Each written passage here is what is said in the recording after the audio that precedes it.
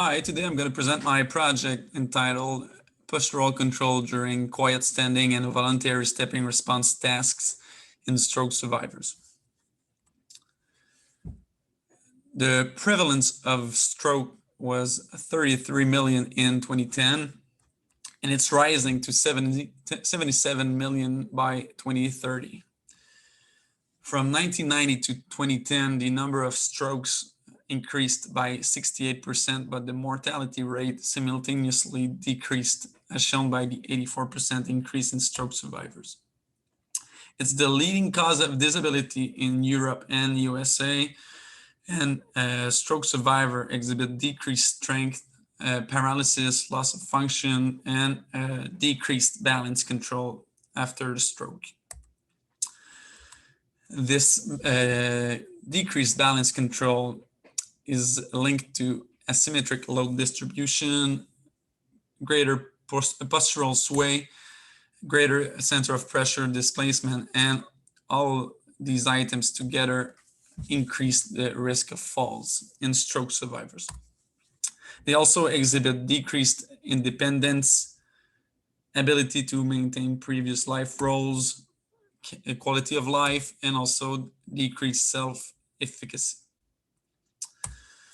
Most previous studies focused on quiet standing tasks, which are relatively easy tasks to perform.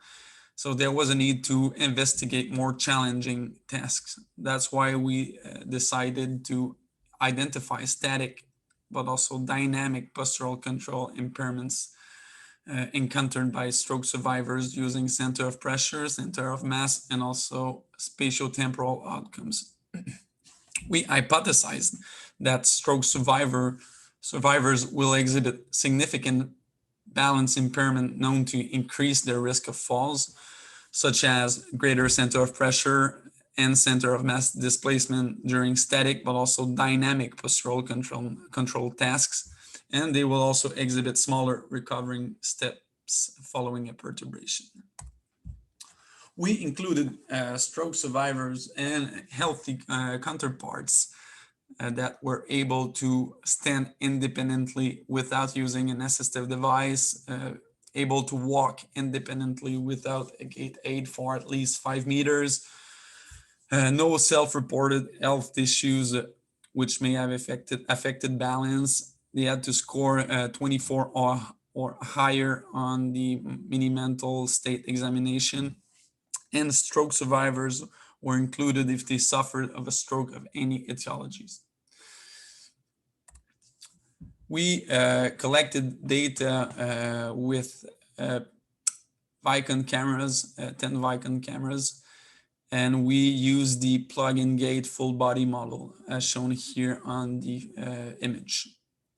We collected ground reaction forces with two force plates sampled at 1000 Hertz. The experimental tasks were quiet standing and voluntary stepping response. For the quiet standing task, participants had to stand on the force plate for 30 seconds and try to move as little as possible. For the VSR, the voluntary stepping response, participants had to lean forward with whole body until they felt they were losing balance and took a step to prevent themselves from falling. The dependent variables were center of pressure displacement in the AP and ML directions, AP anteroposterior, ML mediolateral, center of mass displacement in all 3 planes, center of mass speed excursion in all 3 planes that were for the quiet standing task. For the voluntary stepping response, we measured step length, step width, step duration, center of mass excursion in AP, ML, and vertical directions, brake force. We verified the normality of the data with Shapiro-Wilk tests. And as the data were not normally distributed, we used Mann-Whitney tests to compare the both groups. Level of statistical significance was set at p under 0.05 and Cohen's d effect size over 0.5 for all analysis. For the results, during quiet standing, center of pressure displacement was greater in individuals post-stroke compared to controls.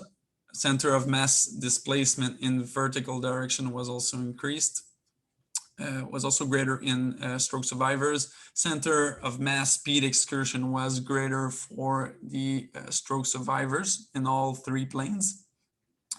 And during the voluntary stepping response task, the step length normalized to leg length was greater, for the control group, and center of mass excursion in the AP direction was also greater for the controls.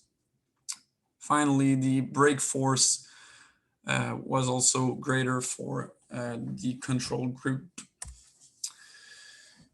During quiet standing task, the greater center of pressure displacement and the center of mass displacement and speed excursion in stroke survivors suggest greater postural sway, which is consistent with previous studies. And this greater postural sway is a known factor to increase the risk of falling in stroke survivors or at-risk populations. And these results could perhaps be explained by the stroke-related impairments, such as proprioceptive impairments, muscle weakness, limb paralysis, post-stroke damage, and affecting cognitive processing and sensory motor integration. During VSR task, the smaller AP center of mass excursion in stroke survivors suggests that they lose balance with less center of mass interior displacement. It places them at greater risk of falling following a postural perturbation in daily life, and the shorter steps to recover could be inadequate to recover balance and force the stroke survivors to use a multi-step response, which is a known factor to predispose them to fall. To conclude, these results indicate that stroke survivors exhibit less static and dynamic postural stability compared to controls. The greater postural sway during quiet standing, the smaller AP maximal center of mass displacement before losing balance, and the altered voluntary compensatory steps during VSR place stroke survivors at greater risk of falling when they face a postural challenge in their daily activities. I would like to thank the FR, QS, and CIHR for the funding. Thank you.